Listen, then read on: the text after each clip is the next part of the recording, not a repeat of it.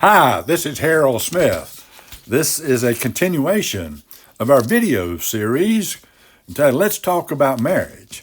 And this is chapter 4, Watch Out for Cheap Substitutes. And this is based on Chuck Swindoll's book, Strike the Original Match.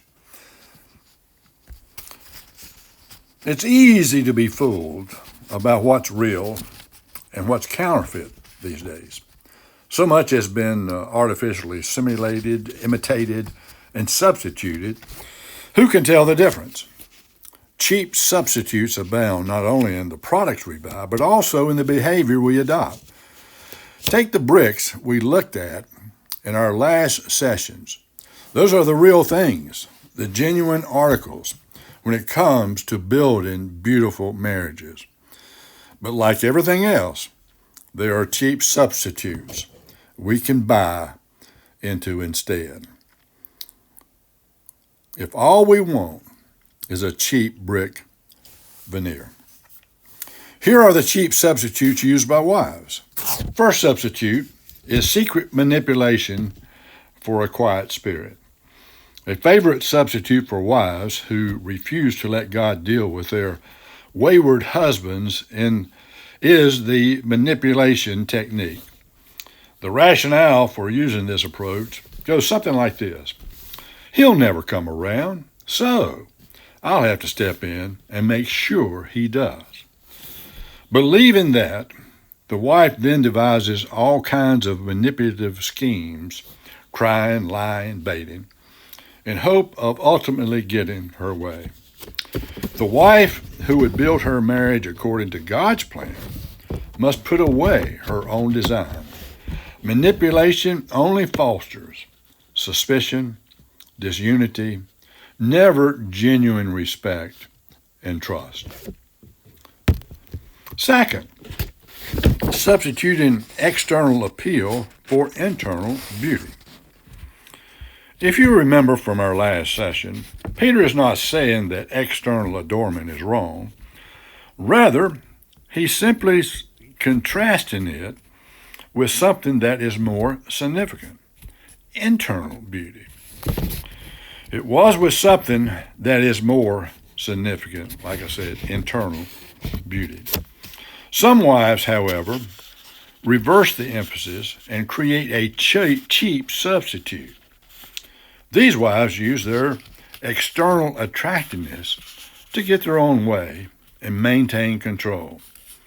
The seed for this kind of behavior are often planted early in a young girl's life by parents who focus almost exclusively on outward appearance. God says to let your emphasis be on the hidden person, to adore yourself with the precious qualities of the heart that will never fade. Third, substitute learning what is right for doing what is right. Look carefully at verse 6, where it says, "You have become her children if you do what is right." Sarah acted on what she knew was right. However, for many wives today, a substitute has crept in that replaces doing with hearing. This is perhaps the most subtle and common substitute in contemporary marriage. What's needed now is simply applying what you already learned. Has a subtle substitute of learning more and more crept into your life? Is your Christianity conveyed more by what you know than by how you live? If so, follow Sarah's example and become a doer of the word and not merely a hearer. Now let's shift our attention to the men and look at the substitutes they are prone to use in a marriage. Substitutes commonly used by husbands. 1. Substitute in providing a living for sharing a life. As we noted in the last session, live with your wives means more than just sharing the same roof. It suggests togetherness. Intimacy is really knowing your wife. Many husbands, however, have married themselves to their jobs instead. They have substituted making a living for the making of a marriage. Providing a living is not all there is to being a husband. That's just part of the basic responsibility. Remember, your wives didn't marry your paycheck, they married you. And they long to know the real you, to have you open up and share what you're thinking and feeling. Openness, honesty, vulnerability. That's what it takes to truly live with your wives. Which are you sharing? Your life or your paycheck? Second, substitute demanding for managing. Peter also exhorted the husband to live with their wives in an understanding way. Such living calls for wisdom and wise management. Unfortunately, many men, out of their either insecurity or ignorance, replace managing with demanding. To avoid that kind of cheap substitute with their wives, husbands must invest time in knowing their mate. They must learn how to manage the home so that the wife's security is nurtured, her respect built up, and her potential encouraged. Managing in this way involves attentive listening, sensitivity, compassion, and insight, none of which you'll find in the demanding husband's home. Guard against this substitute, men. It's abusive and will only build walls between you and your wife. Third, substitute smothering for honoring. The final substitute for the husband to watch out for has to do with Peter's instruction to grant the wife honor as a fellow heir of the grace of life.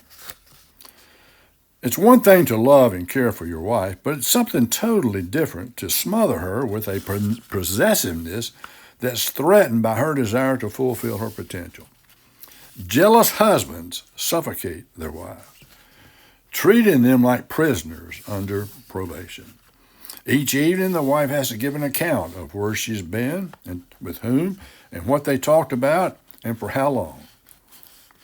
Overprotecting husbands hover over their wives, never giving them the opportunity to voice their own thoughts and feelings.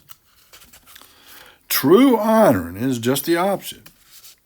It involves showing your wife the respect and dignity they deserve by encouraging their personal growth and individuality.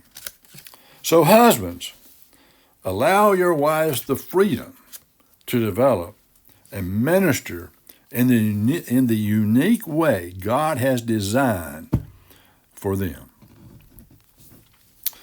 Substitutes have a very definite effect. Substitutes disrupts harmony, resulting in irritation. Substitutes stops the flow of sympathy, resulting in resentment.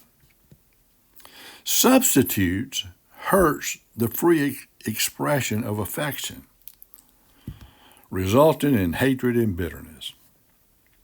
Substitutes turns off kindness and humility, resulting in hardness and selfishness.